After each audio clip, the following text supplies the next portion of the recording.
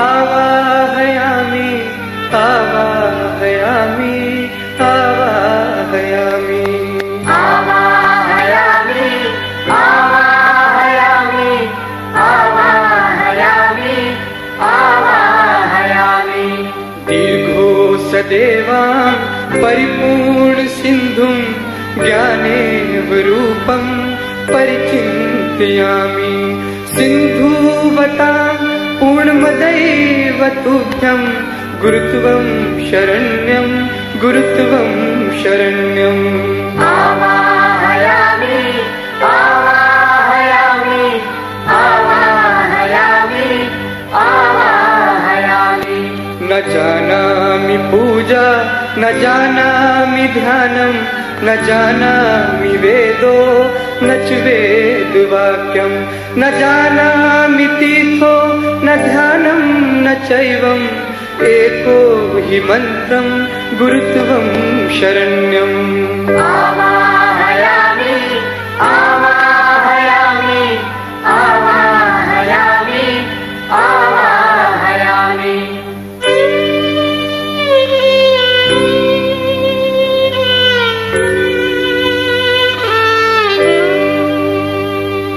न तातो न माता न बन्धुर्न भ्राता न पुत्रो न पुत्री न भर्त्यो न भर्ता न जाया निमित्तं न वृत्तिममेवं त्वमेवं शरण्यं त्वमेवं शरण्यम् आवाहयामि आवाहयामि आवाहयामि आवाहयामि त्वं ब्रह्मरूपं रुद्रस्वरूपं विष्णुस्वरूपं देवस्वरूपम् आत्मास्वरूपं ब्रह्मस्वरूपं गुरुत्वं शरण्यं गुरुत्वं शरण्यम् आवाहयामि आवाहयामि आवाहयामि आवाहयामि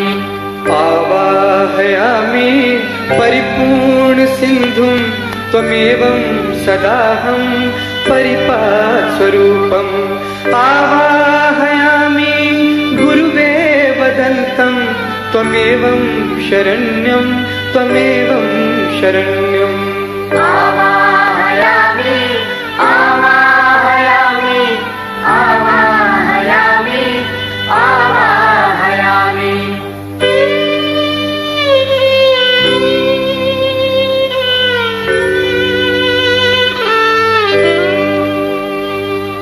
शिशुमेव रूपं न ज्ञानं न ध्यानं एको हि चिन्त्यं भगवत्स्वरूपम् आवाहयामि मम प्राणरूपं त्वमेवं शरण्यं त्वमेवं शरण्यम् आवाहयामि आवाहयामि आवाहयामि आवाहयामि दीर्घोऽसदेवां परिपूर्ण सिन्धुं ज्ञानेवरूपं परिचिन्तयामि सिन्धुवतां पूर्णमदैव तुभ्यं गुरुत्वं शरण्यं गुरुत्वं शरण्यम् आवाहयामि आवाहयामि आवाहयामि आवाहयामि न जानामि पूजा न जानामि ध्यानं न जानामि वेदो न च वेदवाक्यं न जानामि तीर्थो न ध्यानं न चैवम् एको हि मन्त्रं गुरुत्वं शरण्यम् आवाहयामि आवाहयामि आवाहयामि आवाहयामि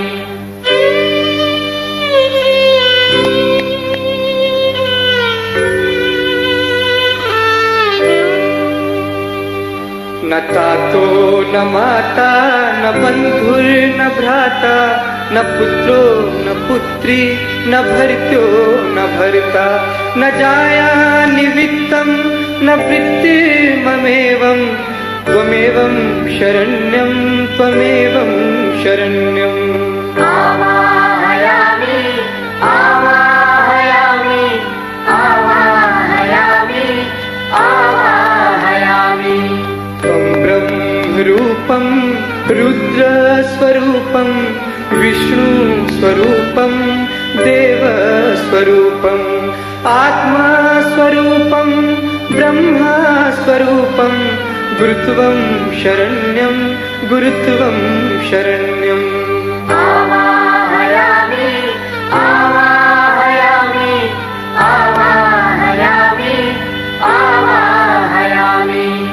आवाहयामि परिपूर्णसिन्धुं त्वमेवं सदाहं परिपास्वरूपम् आवाहयामि गुरुवे वदन्तं त्वमेवं शरण्यं त्वमेवं शरण्यम् आवाहयामि आवाहयामि आवाहयामि आवाहयामि।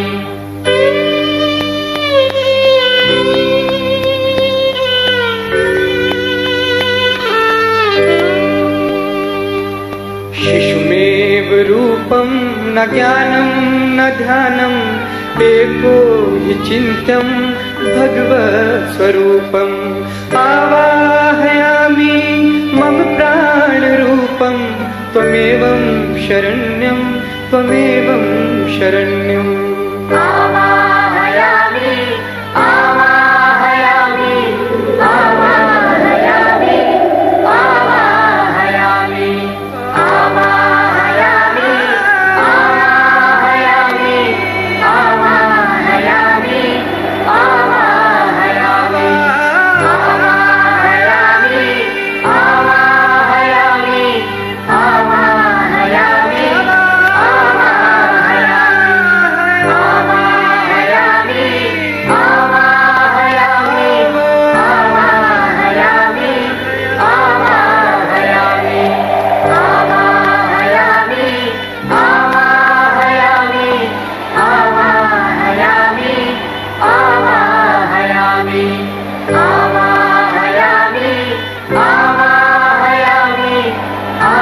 आवाहयामि आवाहयामि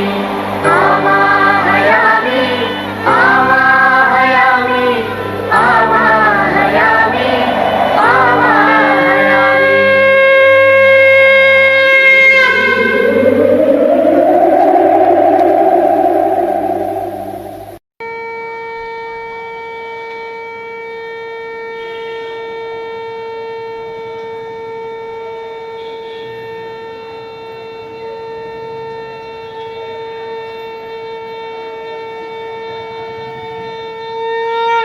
जय श्री बोले सिद्धाश्रम की जय सिद्धाश्रम जय सिद्धाश्रम जय सिद्धाश्रम जय सिद्धाश्रम जय सिद्धाश्रम जय सिद्धाश्रम जय सिद्धाश्रम जय सिद्धाश्रम जय सिद्धाश्रम जय सिद्धाश्रम जय सिद्धाश्रम की जय काली माता की जय मंगला माई की जय हर हर महादेव सिद्धाश्रम की जय आज के आनंद की जय ब्रह्मांड के सभी गुरुजनों की जय। बहुत अच्छा योग है कि आप लोगों की मेहनत तपस्या से प्रसन्न होकर सिद्धाश्रम प्रकट होता ही रहता है। सिद्धाश्रम संतों की गुरुजनों की बड़ी कृपा है जो साल में कई बार प्रकट होकर हम लोगों को आशीर्वाद मिल जाता है। एक बार आप लोग मन से हाथ जोड़ के प्रणाम कर लीजिए। गुरुर्ब्रह्मा गुरुर्विष्णु गुरुर्देवो महेश्वरः गुरु साक्षात् परब्रह्म तस्मै श्री गुरुवे नमः तस्मै श्री गुरुवे नमः। अखंडमंडलाकारं व्याप्तं येन चराचरं तत्पदं दर्शितं येन तस्मै श्री गुरुवे नमः। तस्मै श्री गुरुवे नमः। ध्यानमूलं गुरुर्मूर्तिं पूजामूलं गुरुर्पदं मंत्रमूलं गुरुर्वाक्यं मोक्षमूलं गुरुकृपा। गुरुकृपा ही केवलं गुरुकृपा ही केवलं गुरुकृपा ही केवलं। त्वमेव माता च पिता त्वमेव बन्धु च सखा त्वमेव विद्या द्रविणं त्वमेव सर्वं मम देवदेव त्वमेव सर्वं मम देवदेव। दिल से मन से प्रणाम कर लीजिए। जो भी आपकी भावना हो, हार पुष्प फूल नैवेद्य अगरबत्ती दिया मानसिक रूप से अच्छी प्रकार पूजन कर लें। पूरा ब्रह्मांड का गुरु मंडल इस समय यहाँ व्यासपीठ पर उपस्थित है।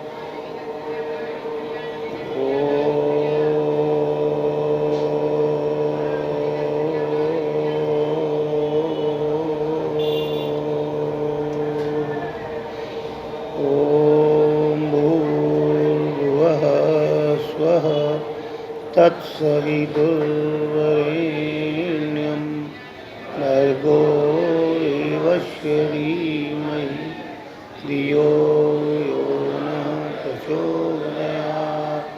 ॐ भूर्भुवः स्वः तत्सवितुर्वरेण्यं भर्गो देवस्य धीमहि धियो यो नः प्रचोदयात्। ॐ भूर्भुवः स्वः तत्सवितुर्वरेण्यं भर्गो देवस्य धीमहि धियो यो नः प्रचोदयात्। ॐ भूर्भुवः स्वः भर्गो देवस्य धीमहि धियो यो नः प्रचोदयात्। नारायणो त्वं निखिलेश्वरो त्वं माता पिता गुरुआत्मा त्वमेव ब्रह्मास्त्वं रुद्रस्त्वमेवं सिद्धाश्रमो त्वं गुरुं सिद्धाश्रमो त्वं गुरुं सिद्धाश्रमो त्वं गुरुं सिद्धाश्रमो त्वं गुरुं। बोलिए गुरुदेव की जय। तिष्ठा बाबा की जय।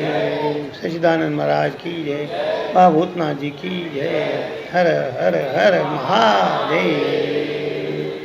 सभी मातृशक्तियों की जय।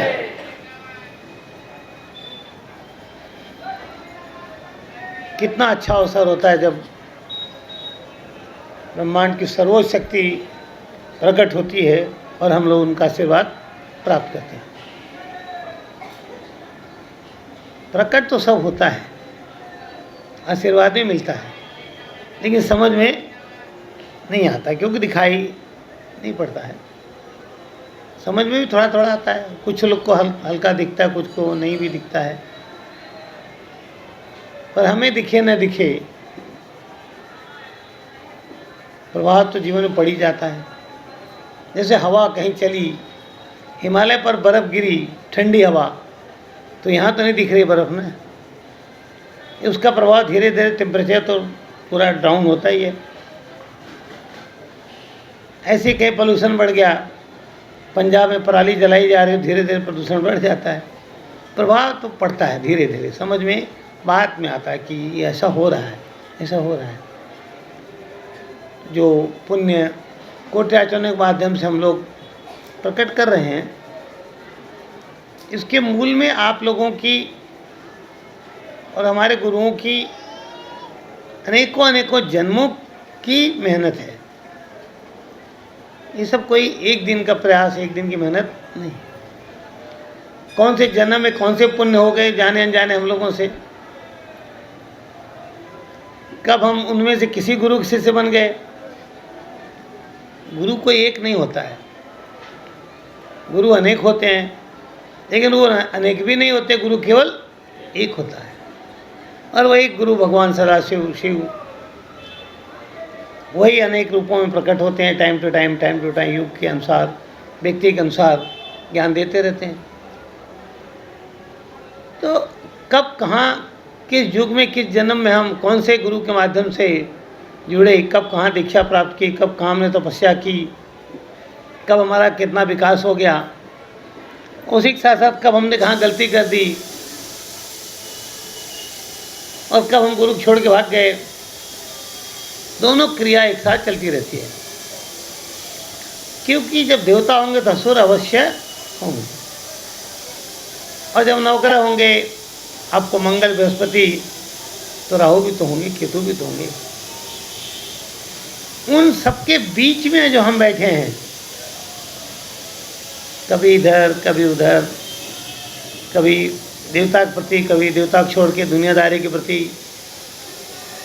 कभी एकदम ज्ञान प्रकट होने लगता है, कभी बिल्कुल ज्ञान पर अज्ञान का पर्दा चढ़ जाता है, कभी एकदम विश्वास कि हम जान दे देंगे भगवान के लिए, और कभी होता नहीं भगवान है ही नहीं। इसी में झूलते झूलते जीवन हमारा चला जा रहा है। पर इस प्रकार के जीवन का कहीं न कहीं एक समापन होना चाहिए कि ऐसा अब हमारे जीवन में न हो। अब हम जुड़ गए तो जुड़ गए बस, अब हम सिद्धाश्रम जाके बैठ गए तो बैठ गए। तो आपका लक्ष्य होना चाहिए कि हम कुछ भी करके सिद्धाश्रम में जाके बैठ जाएं। उतना महान लक्ष्य जब हम निर्धारित करते हैं, सोचते हैं, तो ब्रह्मांड की सारी शक्तियाँ हमारी सहायता के लिए खड़ी हो जाती हैं। जो देवी शक्तियाँ हैं वो देखती हैं कि इस व्यक्ति ने ऐसा संकल्प लिया है, अब इसने संकल्प लिया, पूरा प्रयास करेगा तो हम इसको सिद्धाश्रम तक पहुंचाएंगे, जरूर पूरा प्रयास करेंगे। तब उस व्यक्ति को समय पर कभी एक गुरु, कभी दूसरा गुरु, कभी एक शक्ति, कभी दूसरी शक्ति, जब जब जैसी जरूरत पड़ेगी आपको सहायता करते करते करते करते धीरे धीरे आपके जीवन को आगे अग्रसर करते हैं। तो उसी साथ आश्रय शक्तियाँ हम देख लेते हैं, अच्छा ये हमारी टीम का आदमी था कल तक, अब हमारी टीम को छोड़ के अब दूसरी टीम में जा रहा है, और ये वहाँ जाकर सिद्धाश्रम में जाने के इसका लक्ष्य है, प्रयास है, और एक गुरु से मिल गया है। अब गुरु से मिल गया तो गुरु इसको पहुँचाए बिना मानेंगे नहीं, क्योंकि गुरु से बड़ी कोई शक्ति ब्रह्मांड में है नहीं। और गुरु की शक्ति करती क्या है? अज्ञान तिमिरांधस्य ज्ञानांजन शलाकया चक्षुरुन्मीलितं येन तस्मै श्री गुरुवे नमः। अज्ञान को बिल्कुल हटा करके ज्ञान का प्रकाश देके ज्ञान से आपके जीवन को जो भर देता है, उस शक्ति को गुरु कहा जाता है। तो आश्रय शक्तियाँ देख लेती हैं, अच्छा अब अभी मेरी टीम वाला तो अब गड़बड़ा जाएगा, मेरी टीम में नहीं रहेगा, तो भी ठान लेते हैं कि जो हमारा था इसके अंदर कुछ तो हमारी आदत बची होगी कि नहीं? सिगरेट पीने वाले की आदत तो बची होगी। आप जाके बोलो कि हमने सिगरेट छोड़ दिया, तो आपके पुराने दोस्त लोग क्या बोलेंगे? अच्छा छोड़ दिया, लेकिन कभी कभी तो कहीं तो पी लेता होगा। वो ढूंढेंगे वीक पॉइंट और आपकी दोस्ती और मजबूत करेंगे। आप साथ और आएंगे उठे बैठे, कुछ भी करके बोलेंगे पी लेना, नया ब्रांड आया मेरे ख्याल से, कल ही तो आया अभी। और उसी टाइम देवता की सच्चा कहते हैं नहीं पीना मत, तुमने छोड़ दिया तो छोड़ दिया। तो आसुरी शक्ति क्या बोलेगी? कुछ नहीं है, एक बार और पी ले फिर छोड़ देना, उसमें क्या, पहले तो पिया था ना, फिर पी ले, उसमें क्या है। अब उसी में आपका जो कई जन्मों का विवेक होगा, विवेक मतलब अच्छा और बुरा के अंदर भेद करने की सद्बुद्धि, उसको क्या कहते हैं? विवेक। वो काम आता है। वो आपका विवेक जागृत करने की बुद्धि बहुत तीव्र हो आपके साथ कि भटकने दे ही नहीं।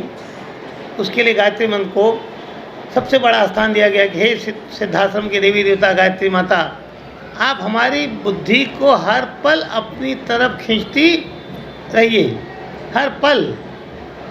ये नहीं कि जो घर में समस्या आ गई तो गुरु जी के पास चलो, और जो समस्या निपट गई तो गुरु जी छोड़ो, अब क्या काम है, ऐसा नहीं।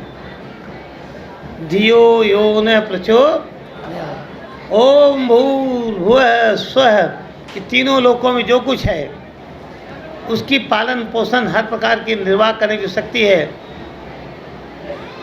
जो शक्ति पूरे ब्रह्मांड को प्रकाश दे रही, सूर्य भगवान की शक्ति, सविता, जो हमारे जीवन में वर्ण करने लायक है। वर्ण में जिसको हम धारण करें।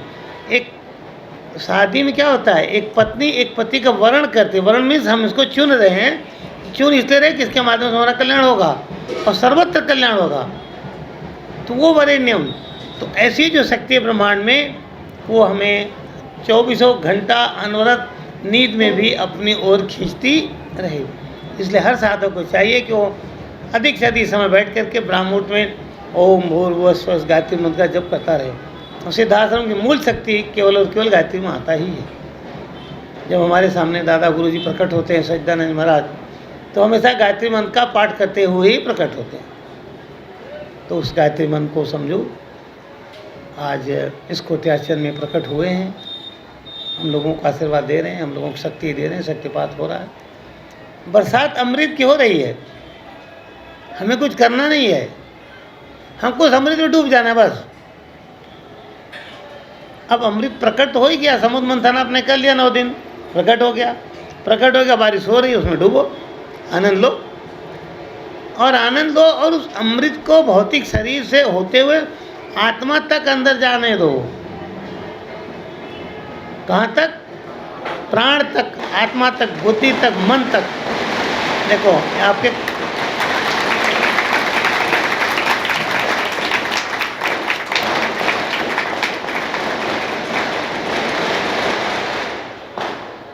आपकी खुशी में प्रकृति भी हिस्सा ले रही है संकेतों के माध्यम से। तो आप कितने भाग्यवान हो। जब कभी आपका मन बहुत दुखी हो जाए, अकेले में बैठ के आपका चेहरा लटक जाए, उतर जाए, और आपके चेहरे पर 12 बज जाए, सुई पर सुई चढ़ जाए। सुई पर सुई तात्पर्य क्या होता है कि अब बुद्धि न इधर जा रही, उधर काम करना बंद हो गई, उसको क्या बोलते हैं? 12 बज गए। 12 सरदार जी के भी बजते हैं, पर वो हंसी मजाक है, ऐसा नहीं। तो आपकी बुद्धि जब बिल्कुल दिग्भ्रमित हो जाएगा, हम क्या करें, और जब आसुरी शक्तियाँ पर एकदम हावी हो जाए। 12 बजने के भी एक अर्थ है कि आपके देव तत्व के ऊपर असुर तत्व बिल्कुल बराबर चढ़ गया, एक के ऊपर एक, एकदम इक्वली बैलेंस्ड। ना आप जीते हो ना वो जीता है, ना वो हारा है ना आप हारे हो। उस अवस्था में हे माँ, हे बगला मुखी, हे काली, हे दुर्गा, हे गुरुजी, हे हनुमान, जो कुछ आपके समझ में आवे कि आप मुझे इस भवसागर से पार करें, अब तो मैं अटक गया हूँ। तो धीरे धीरे शक्ति आपके साथ काम करने लगेगी। अगर देव शक्ति काम करने लगेगी तो आपकी सुई आगे बढ़ने लगेगी क्लॉकवाइज, और आसुरी शक्ति काम कर दी तो उल्टा घूमने लगेगी। उल्टा घूम गई तो आप साधना वाधना छोड़ के चल दोगे, और अगर सीधा घूमने लगी तो आप आकर के डबल साधना करने लग जाओगे। फिर आप बोले गुरुजी मैं तो आया था 10 दिन के लिए, अब साधना करूँगा 20 दिन, अब जाऊँगा ही नहीं बिना प्रकट के गुरुजी। तो गुरुजी कहेंगे अरे जा घर में परिवार, बोले अब चिंता नहीं गुरुजी, न तातो न माता न बंधु न भ्राता न पिता न पुत्र इत्यादि, क्योंकि अब सुई आपकी पॉजिटिव घूम रही है। और ये भी बता दूँ, अगर आप देवता के पास लग जाते हैं तो आपके घर में किसी प्रकार का कोई अहित नहीं हो सकता। आप पुराणों को पढ़ो, जो व्यक्ति तपस्या में कहीं चला गया उसके घर में भगवान स्वयं शरीर धारण करके चक्की पीसते रहे, काम करते, सारा काम करते रहे भगवान। कलकत्ता में एक संत का उदाहरण है, वो बेचारे खेती करते थे तो काली माता कन्या बन के उनके खेत में आके पानी भरती रहती थी। वो पता ही नहीं पाते थे लड़की कौन है, रोज आती है, सब काम करके जाती है, वो तो बैठ के भजन गाते रहते थे। पानी कहीं से कहीं बह रहा है, वो लड़कियाँ सारा करके जाती थी। बहुत दिन बाद समझ में, अरे बाप रे ये तो श्यामा थी, काली थी। तो होता है, चिंता मत करें, गुरु कृपा इस ब्रह्मांड में सबसे बड़ी कृपा है, उससे आप विमुख न हो पाएँ, ऐसा मैं आप लोगों के लिए अपने लिए भी सिद्धाश्रम से प्रार्थना करता हूँ कि ये जो शिष्य वर्ग लगे हैं आप लोगों के संरक्षण से कभी अलग न हो पाए, ऐसा आप लोगों को आशीर्वाद दें। और आप लोगों को भी निर्देश है कि आप अपने जीवन को इतना महान बना दें, इतना महान बना दें कि जो आपको जानने लगे वो आपको देख के गर्व महसूस करे कि ऐसा व्यक्ति हमारे गली में, मोहल्ले में, हमारे घर में है। आपके पूरे कुल को आप पर गर्व हो जाए कि ये कैसे यहाँ पैदा हुआ हमारे वंश में। ऐसा न हो कि लोग आपको हे दृष्टि से देखें, आप बदनाम हो, ऐसा जीवन तो कोई जीवन नहीं। सिद्धाश्रम के हिसाब से जीवन 3 प्रकार का है, 3 चीज़ें हैं। एक तो भौतिक जगत, उपलब्धियाँ, जिसमें आपके प्रॉपर्टी, रुपया, नोट, बैंक बैलेंस, ये सब है, पति पत्नी बच्चे। दूसरा होता है मान सम्मान, ये भी बहुत बड़ी चीज़ है मान सम्मान भी। मान सम्मान में भी एक आत्मिक मान सम्मान होता है, आत्मा का सम्मान। तुम्हारी आत्मा खुद में गर्वान्वित महसूस करे, तुम अपनी आत्मा की नज़र में कभी गिरे हुए नहीं महसूस करो, उसको क्या कहते हैं? आत्मा सम्मान। जो दूसरा आपका सम्मान कर रहा है आपको, उसको आपको सच्चाई नहीं मालूम होगी, तो धोखे में भी आपका सम्मान कर सकता है, लेकिन आपकी आत्मा स्वयं को महसूस करे कि नहीं मैं सम्माननीय हूँ, मेरे सारे कृत्य इस लायक हैं, मेरे कर्म इस लायक हैं कि मुझे सम्मान मिलेगा ही मिलेगा। और सम्मान कौन दे आपको? जब ये बगला माई, काली माई, गुरु आपको स्वयं कह दें कि तुम धन्य हो, तुम मेरे हो, तुम मेरे लायक हो, तुम मेरा नाम गर्व से आगे रोशन करोगे, जब वो ऐसा कहते हैं तब आपका आत्मसम्मान है। ये नहीं कि दुनिया वालों ने कितना गजरा बनाया था, कितना। और तीसरी चीज़ होती है कि ईश्वरीय प्राप्ति। तो 3 चीज़ें हैं, भौतिक जगत, मान सम्मान और ईश्वर प्राप्ति। जब ये दोनों चीज़ें छूट जाती हैं तब मन किस में लगता है? ईश्वर में। और ये दोनों चीज़ें आपको छोड़ दें,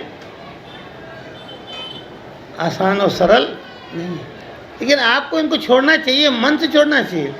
इसलिए भगवान कहते हैं, हे अर्जुन, तुल्य निंदा स्तुति मौनी, चाहे कोई तुमको गाली दे, चाहे कोई तुम्हारी तारीफ करे, तुल्य, एकदम बराबर बने रहो, मुस्कुराते रहो। 10 आदमी ने माला पहना, 10 आदमी गाली दे रहे हैं, मुस्कुराते रहिए। कृष्ण को आधे गाली दे रहे हैं, आधे बोल रहे हैं जय हो जय हो जय हो, मुस्कुरा रहे। जीवन जीने की यही कला है, केवल चेहरे पर मुस्कान। और लक्ष्य क्या होना चाहिए? विजय। हर पल चेहरे पर क्या हो? मुस्कान। लक्ष्य हो विजय लक्ष्मी। और वो विजय लक्ष्मी अगर कोई दिला सकता है तो केवल और केवल गुरु कृपा ही। उसी कृपा को गुरु कृपा कहें, सिद्धाश्रम कृपा करें, देव कृपा कहें, जो भी कहें सो कहें, पर सारी कृपाओं के मूल में जो कृपा है, उसके जड़ में जो कृपा है, वो है आपके अपने ऊपर अपनी स्वयं की कृपा। समझते रहें, सिद्धाश्रम प्रणाम करें और सिद्धाश्रम के अनुरूप अपने जीवन को ढालें। सुबह से लेकर रात तक, सोते तक आपसे ऐसा कोई काम हो ही नहीं कि जिससे आपके सिद्धाश्रम का गौरव झुके, कम हो। कोई ऐसा काम करो ही मत कि आप गुरु की नज़र में गिर जाओ, बगला माँ की नज़र में गिरो, काली की नज़र में गिरो, सिद्धासन नज़र में गिरो, ऐसा कोई काम आपसे नहीं होना चाहिए। ऐसा आपको इस काली कोट्याचरण में संकल्प लेना चाहिए। तो मुस्कुराते रहिए, संकल्प याद रखिएगा। और अगर आपने ये संकल्प लिया और उस पर टिके रह गए तो निश्चित रूप से ब्रह्मांड की सारी शक्तियाँ केवल और केवल आपकी ही रहेंगी, इसमें कोई दो राय नहीं है। ऐसा हमारा आशीर्वाद, इन लोग सबका आशीर्वाद। चलिए आरती संचित कपूर जला दीजिए। कर्पूर गौरम करुणावतारम संसार सारम भुजगेन्द्र वसंतम हृदयारविंदे त्वं भवानी सहितं नमामि, त्वं भवानी सहितं नमामि। नारायणोत्तम निखिलेश्वरोत्तम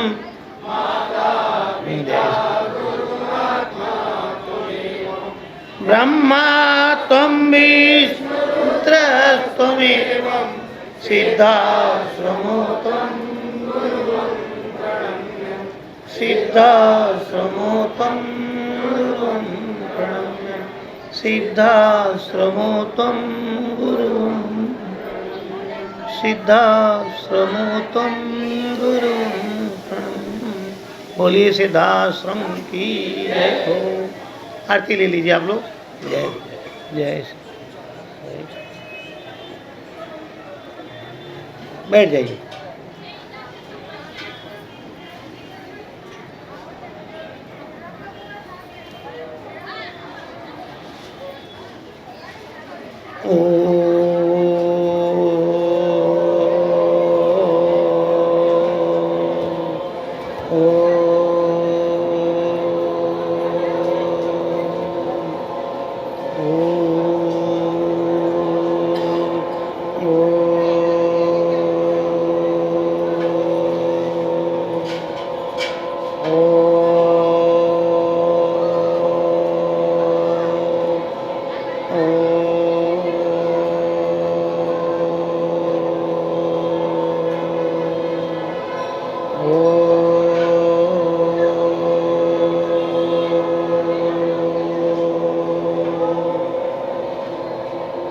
बोले सिद्धाश्रम की जय, काली माता की जय, सभी देवियों की देवताओं की जय। हर हर महादेव।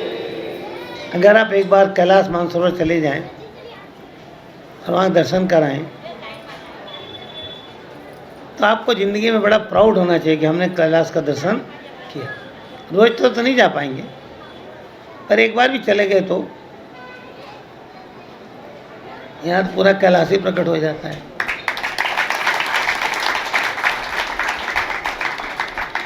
मुझे देवताओं की बड़ी अच्छी बात लगती है। सभी देवता घूम फिर के एक ही बात कहते हैं, कितने तीर्थ में तुम जाओगे, कहाँ कहाँ जाओगे, कितना टिकट कटाओगे, कितना शरीर तुम्हारा काम करेगा, कितना चढ़ाई चढ़ोगे।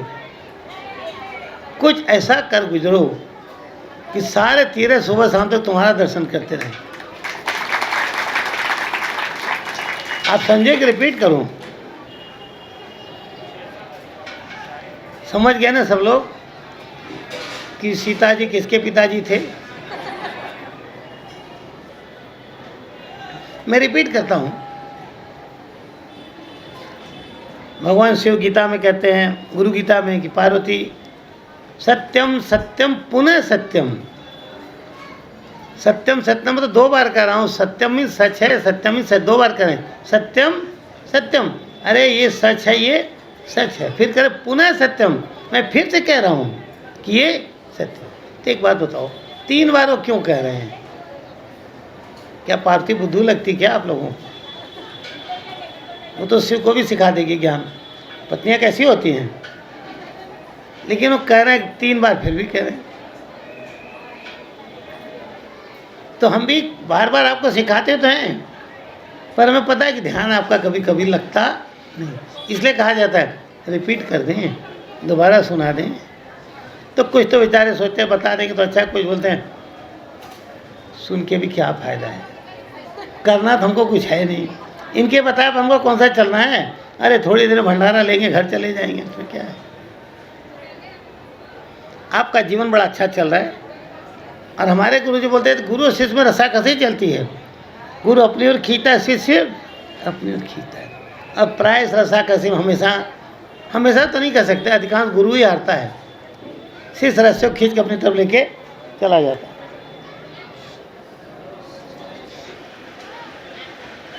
तो मैं पुनः बता रहा हूँ कि आप कितने तीर्थों में जाएं, कहाँ कहाँ जाएंगे, कितना दर्शन करेंगे, कितना किराया भाड़ा समय और ताकत सामर्थ्य, पहाड़ की चढ़ाई, ये सब कितना लगाएंगे। कुछ ऐसा कर गुजरो कि सारे तीर्थ स्वतः आपका रोज दर्शन करते रहें, आपका दर्शन पाके सारे तीर्थ कृत्य हो जाएं, प्रसन्न हो जाए, तीर्थ भी आपका दर्शन पाके। आप यहाँ आओ, आपका दर्शन मिले, बगला पेड़ सब देवता प्रसन्न हो जाएंगे, वाह कोई महापुरुष आया। जब एक बड़ा संत कोई प्रकट होता है ना, योगी ब्रह्मर्षि, तो सब देवता उठ के उसका सम्मान में खड़े हो जाते हैं। साधारण नहीं होते ब्रह्मर्षि लोग, सबके सब खड़े हो जाते हैं। आपने स्टोरी सुनी होगी कि भृगु ऋषि ने जाके विष्णु के हृदय पर, छाती पर लात मार दी। तो क्या पावर, क्या सामर्थ्य रहा होगा उस ऋषि में कि विष्णु को लात मारा। भले लात मारी टेस्ट के लिए कि इस व्यक्ति में ऐसी पर्सनालिटी में क्या है, टेस्ट करने के लिए। और विष्णु ने उनका पांव पकड़ के सहलाना शुरू कर दिया, भगवान आपको चोट लग गई होगी, मैं तो पत्थर जैसा वज्र जैसा हूँ, लेकिन आपके पांव नरम है। यहाँ तो अगर गुरु जी थोड़ा सा कड़क बोल दें ना, गुरु जी बोल दें तो बोलेगा अब तो इस आश्रम पर अब नहीं आना है, अब लो नसानी अब ना नसैया। अभी तक तो फंसा हुआ था, अब मैं समझ गया, अब आऊँगा नहीं। और वहीं आपका दुर्भाग्य शुरू हो जाता है। उन्हें ये नहीं समझ में आता कि लाइन का अर्थ है कि अब लो नसानी अब ना नसई हो।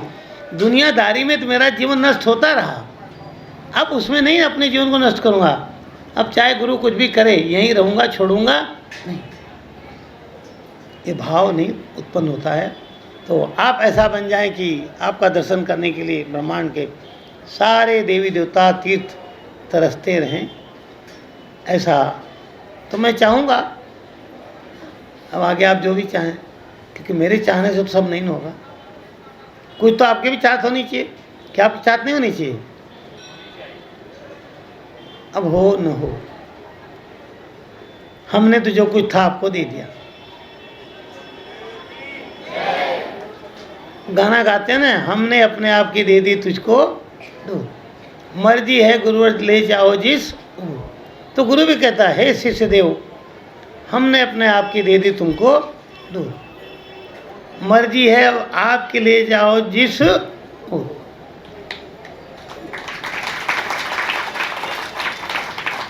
अब एक बात बताओ, मैंने क्या कहा जिस पर आप यदि ताली बजा रहे हो। मैंने कहा कि गुरु कह रहा है कि हमने अपनी डोर तुमको दे दी, जहाँ ले जाना ले जाओ, और आप ताली बजा रहे हो।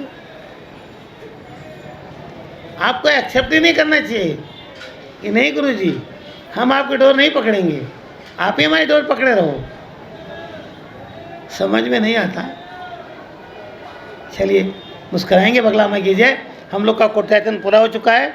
अब फाइनली आपकी पूरी साधना पूर्ण हुई है, नो डाउट। आपने काली माँ को प्रकट किया, प्रसन्न किया, और काली माँ ने जो 3 वचन दिए थे वो आपको याद होंगे। अब नहीं याद होंगे, अब मैं याद दिलाने वाला नहीं हूँ, क्योंकि अब हमने पोटली फेंक दी। अब खोलो चाहे नहीं खोलो।